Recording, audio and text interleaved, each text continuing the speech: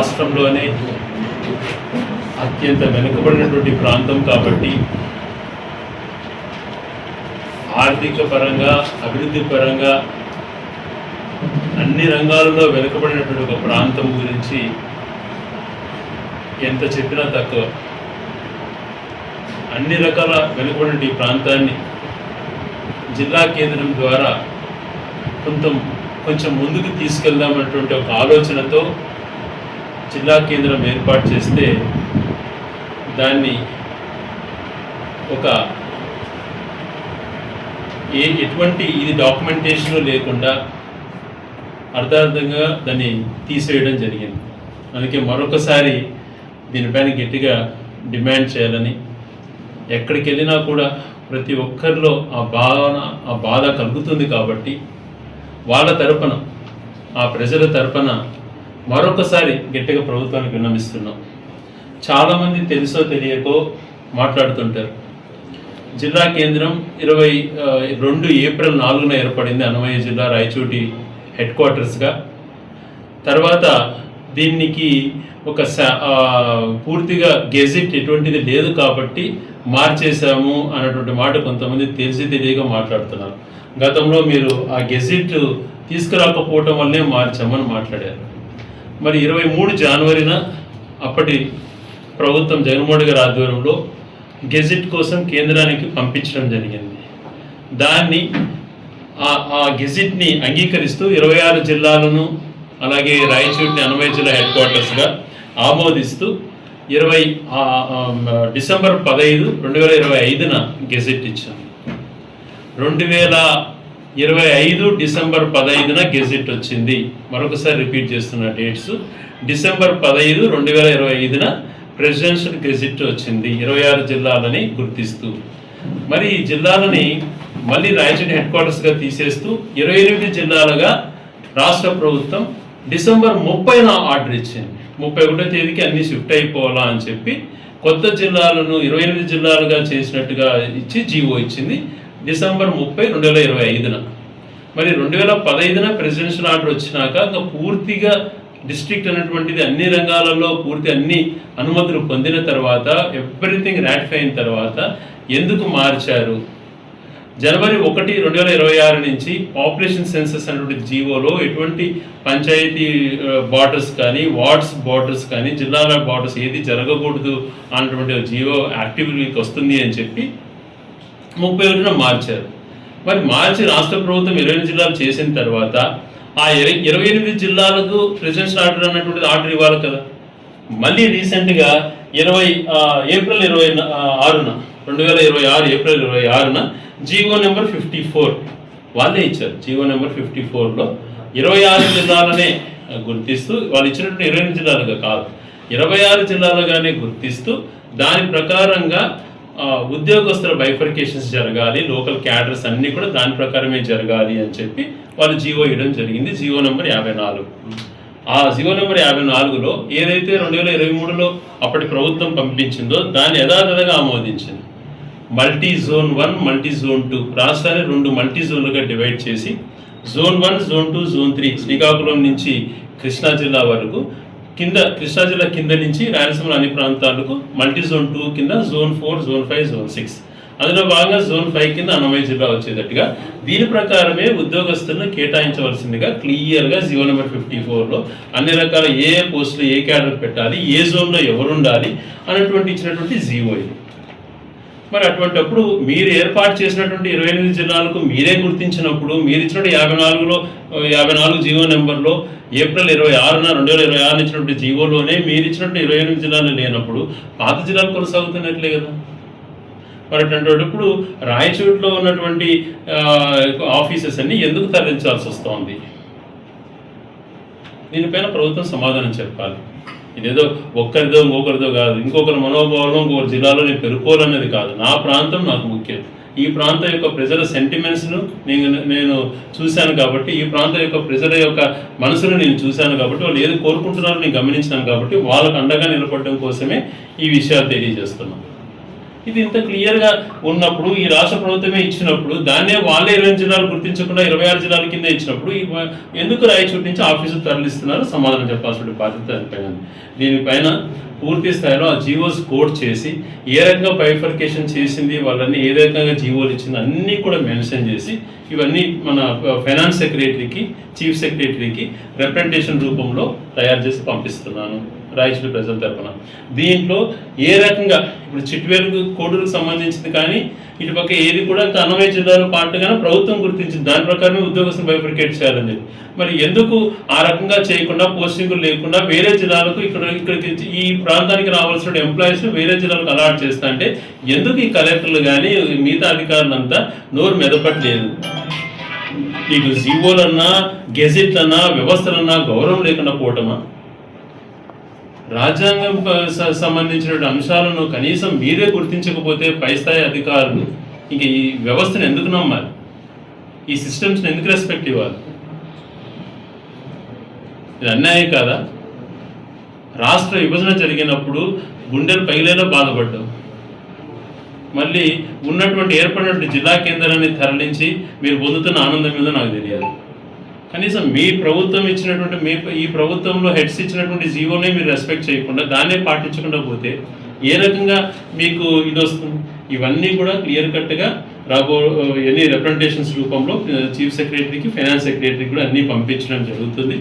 దీన్ని మళ్ళీ కూడా యథాతథంగా కొనసాగించే విధంగా అన్ని రకాల గ్రౌండ్స్ కూడా ఉన్నాయి మీరు ఇచ్చిన జీవోల ప్రకారమే.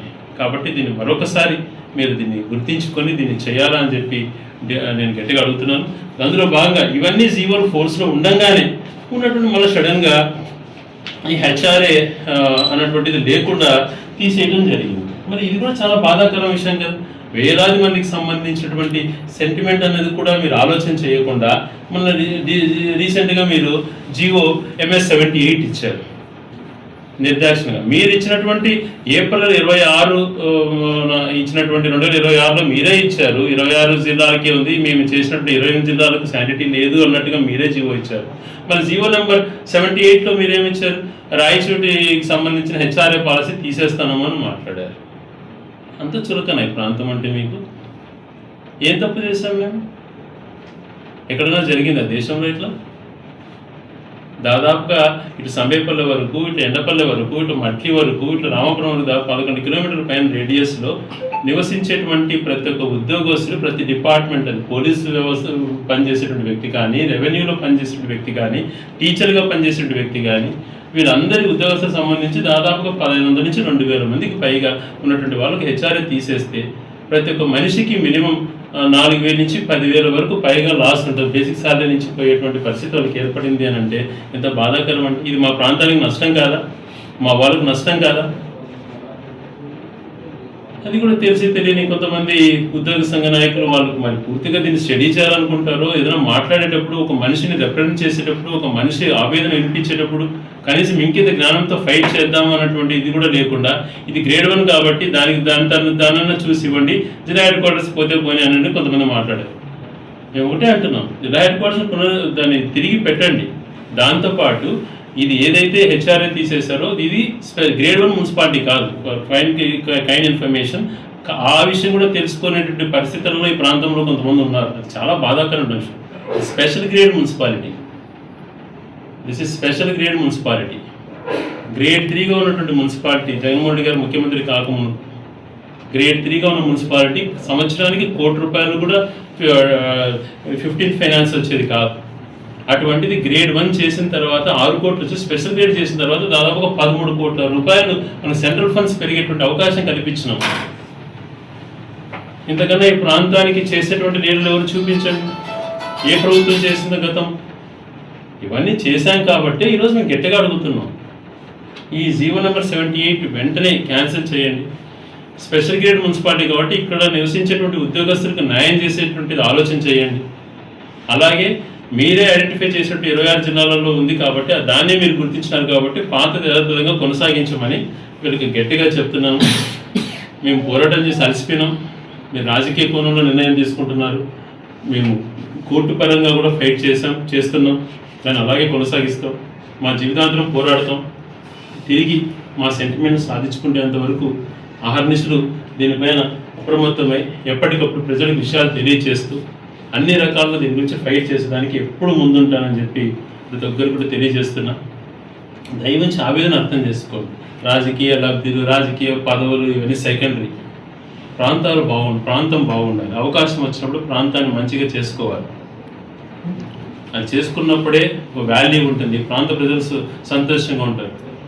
ఏమొచ్చింది, జిల్లా వచ్చిందని కొన్ని మాట్లాడండి మూర్ఖులకు నేను ఏం చెప్తాను చెప్పండి. 84 ఆఫీసులు ఉంటాయి. ఎస్పీ, కలెక్టర్ లాంటి వాళ్ళు ఉంటారు. రోజుకు వేలాది మంది ఇక్కడికి వచ్చేటువంటి పరిస్థితి ఏర్పడుతుంది. బయట ప్రాంతాల జిల్లాల నుంచి కూడా ఇక్కడికి వచ్చి దాదాపుగా 1000 మంది పైన ఉద్యోగస్తులు ఇక్కడికి వస్తారు. వాళ్ళ పిల్లలు ఇక్కడ చదువుకుంటారు. నాగరికత పెరుగుతుంది, వ్యాపారాలు పెరుగుతాయి, అభివృద్ధి పెరుగుతుంది. వేలాది మందికి ప్రత్యక్షంగా పరోక్షంగా ఎంప్లాయ్మెంట్ దొరుకుతుంది. దాంతోపాటు పార్లమెంట్ హెడ్ క్వార్టర్స్ అయ్యేది జిల్లా కేంద్రంగా కొనసాగింటే పార్లమెంట్ హెడ్ క్వార్టర్స్ అయ్యేది. జిల్లా పరిషత్తులు ఈరోజు చేస్తామంటున్నాడు, జిల్లా పరిషత్ అయ్యేది. ఇవన్నీ బాధ ఉండదా ఈ ప్రాంతంలో పుట్టిన వ్యక్తిగా? సో వీటినే మేము గట్టిగా స్ట్రెస్ చేసి అవకాశం ఉంది కాబట్టి మాకు ఇచ్చినటువంటి దాన్ని లాక్కున్నారు కాబట్టి తిరిగి మాకు ఇవ్వండి అని చెప్పి మిమ్మల్ని అభ్యర్థిస్తున్నాం, డిమాండ్ కూడా చేస్తాము. సో గురించి గట్టిగా అరిచి చేస్తే రోజు ప్రజల్లో మీరు చులకన అవుతున్నారు.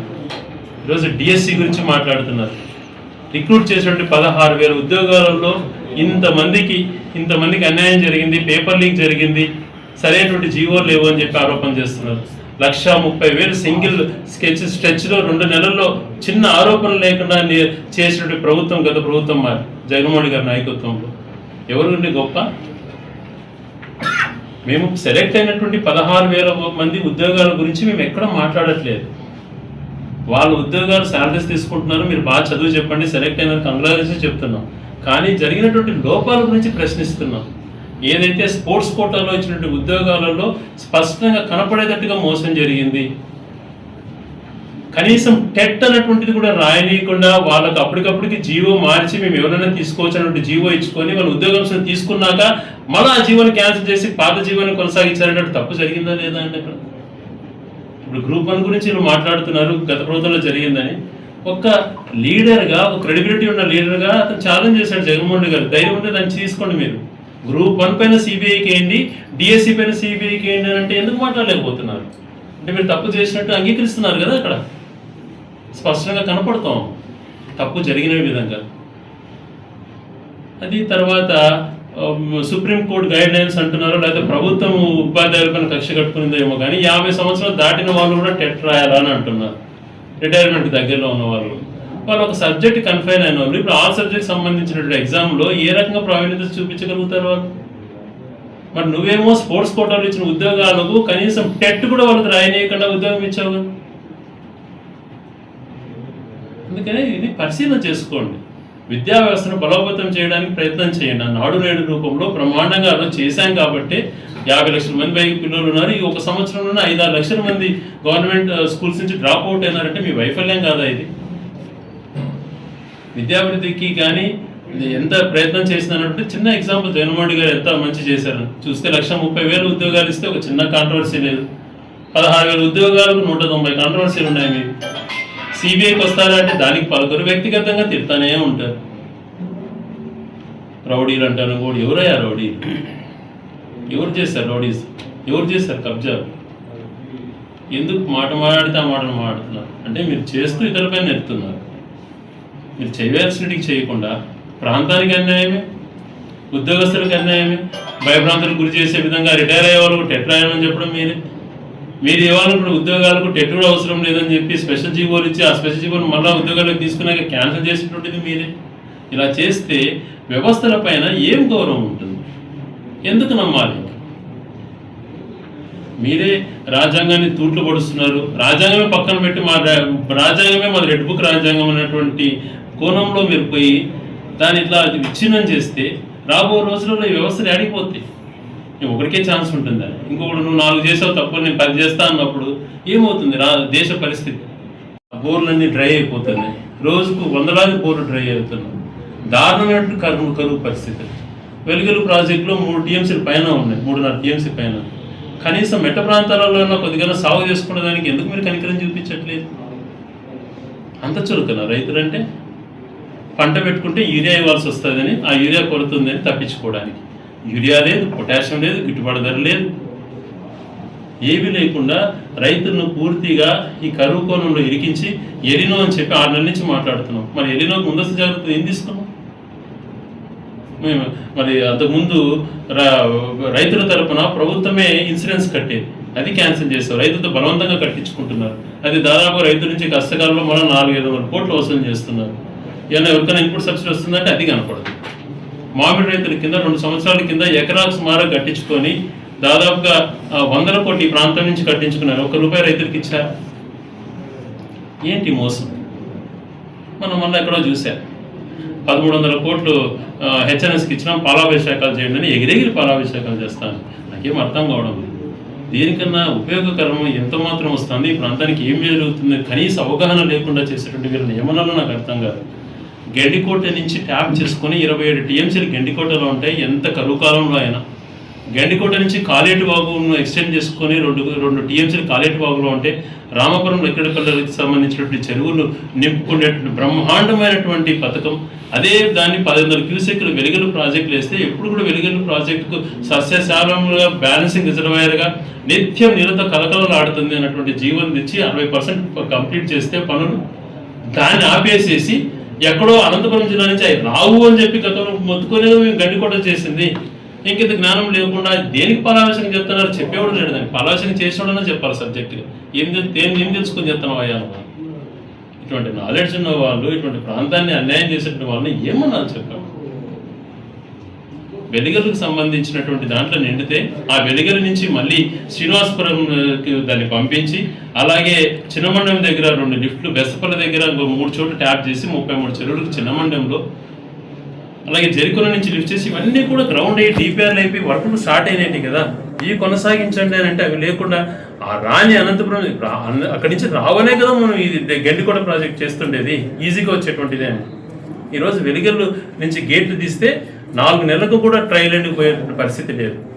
అదే 1500 క్యూసెక్స్తో మనం కాలేటి వాగు నుంచి తీసుకొస్తే 15 రోజులలో చెరువులను నింపేటువంటి పథకాన్ని నిర్లక్ష్యం చేస్తున్నారంటే ఏమన్నారు? కరువు పరిస్థితులు ఇలా దారుణంగా ఉన్నాయి. రైతుల పరిస్థితి నీళ్లు ఉంటే కదా మిగిలిన అభివృద్ధి కార్యక్రమాలకు పోగలిగేది. కనీసం ఏదైనా కూడా అక్కడ చేసేటప్పుడు, చేయాలనుకున్నప్పుడు దానిపైన అవగాహనతో ఉండాలి మనం. అది రైతుల విషయం కానీ, ఊరి విషయం కానీ, ఉద్యోగస్తుల విషయం కానీ, చదువు విషయంలో కానీ ఏదైనా కూడా పూర్తిగా అవగాహనతో ఉన్నప్పుడే మనం చేయగలుగుతాము. మనకు అవగాహన లేనప్పుడు చేయలేము.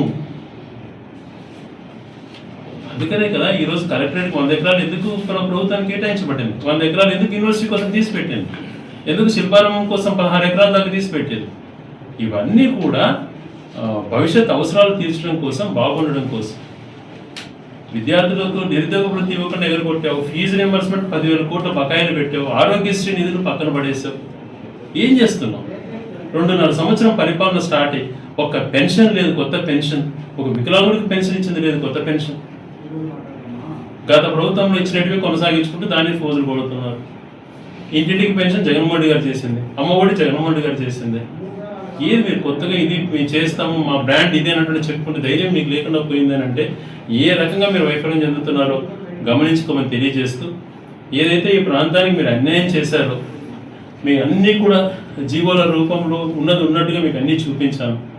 ప్రభుత్వం వాళ్ళు దీన్ని అన్నీ గమనించుకొని కొన్ని ఆదేశాలు అధికారులకు ఇచ్చి మాకు న్యాయం చేయవలసిందిగా గట్టిగా అర్చిస్తున్నాం. ఈ ప్రాంత ప్రజలకు, ఈ ప్రాంత ఉద్యోగస్తులకు, ఈ ప్రాంత యువతకు మంచి చేయవలసిందిగా మనస్ఫూర్తిగా కోరుకుంటున్నాం.